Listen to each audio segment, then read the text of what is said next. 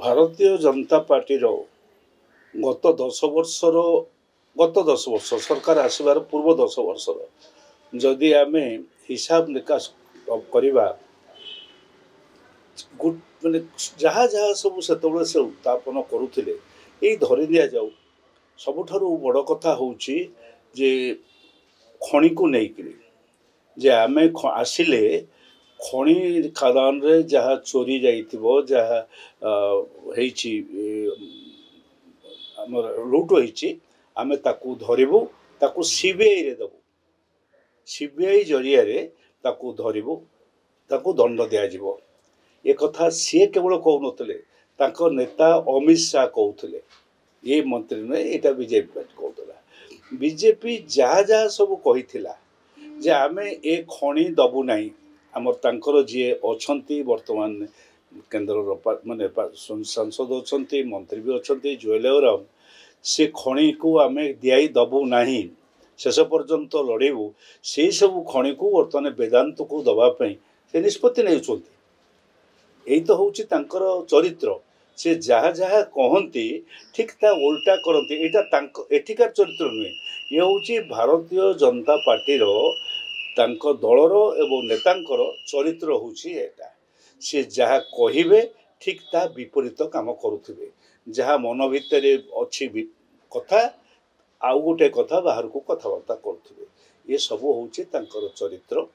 ସେଇ ଦୃଷ୍ଟିରୁ ଆମେ ଏଇ ଗତ ଅଳ୍ପ ଦିନର ସରକାର ହେଇଛି କହିବା ବୋଧହୁଏ ହେବ ନାହିଁ ଠିକ୍। କେବଳ ଏତିକି କହିପାରିବି, ମୁଁ ଯେତେ ଗଣିଲିଣି ପାଖାପାଖି 142ଟା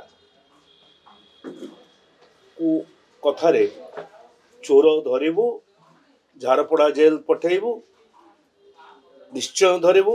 ସେ ପାଣ୍ଡିଆରୁ ଉଡ଼ାଜାହାଜରେ ଯାଉଥିଲା ତାକୁ ଧରିବୁ, ସେ ପଇସା ରାଜ୍ୟର ବରବାଦ କରିଛି, ତାକୁ ଜେଲ୍କୁ ପଠେଇବୁ।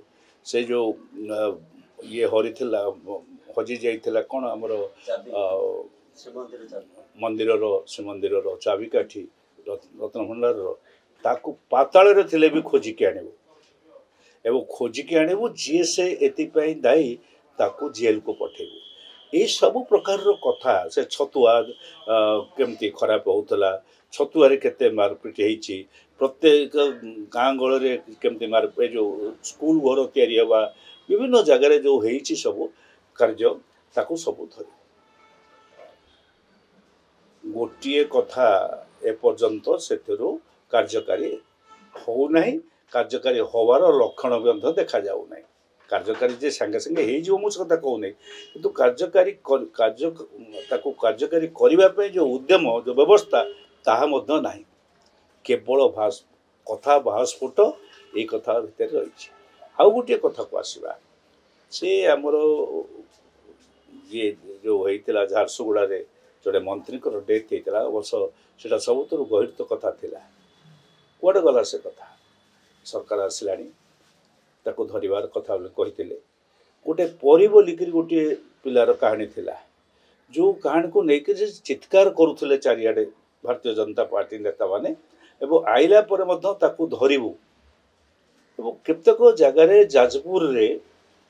ଯାଜପୁରର କଥାକୁ ନେଇକିରି ମଧ୍ୟ ବିଭିନ୍ନ ଭାବରେ ବିଭିନ୍ନ କଥା କହିଥିଲେ ଯେ ଆମେ ଏସବୁ ଆକୁ ଧରିବୁ, ଏ ଯେଉଁ ଦୁଷ୍କର୍ମ ହେଇଛି ତାକୁ ଧରିବୁ, ସେ ଯେଉଁ ମରିଥିଲା ଯାହାକୁ ମାରି ଦେଇଥିଲେ ସେ ଯେଉଁ ସ୍ତ୍ରୀ ଲୋକଟିକୁ, ତାକୁ ମଧ୍ୟ ଧରିବୁ। ଏ ସବୁଗୁଡ଼ିକ ଆମେ ଯଦି ଲିପିବଦ୍ଧ କରିବା, ପ୍ରତିଦିନ ଯଦି ଆମେ ଲେଖିବା, କାରଣ ସେ ତ ଜଣେ ମନ୍ତ୍ରୀ କହୁନାହାନ୍ତି, ସବୁ ମନ୍ତ୍ରୀ ଗୋଟେ ଗୋଟେ କଥା କହୁଛନ୍ତି।